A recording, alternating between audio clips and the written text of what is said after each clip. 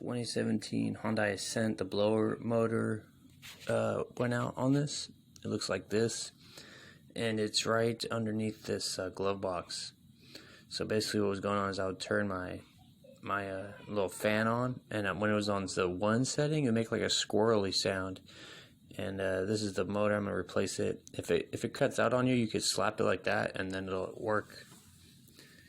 So what we're going to do is open this glove box, and we can take this off right here. I'm going to show you how to get to the cabin filter real quick.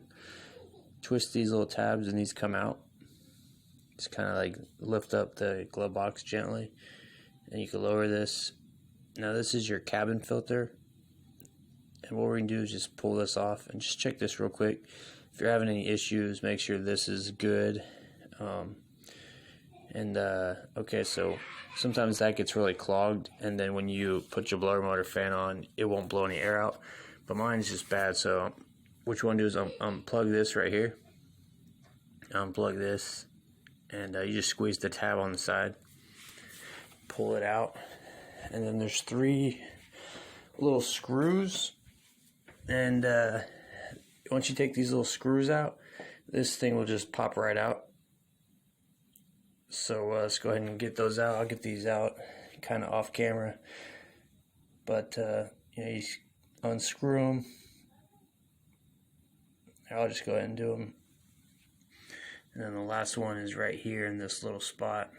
This blower fan will just come down like that, and yep, and then we just put our new one in. This one's kind of rusty. Here's my new one. This is an aftermarket one. This is my new one here. Here's the part number. VDO is the brand, and that's the part number. So basically you just put this up in there, and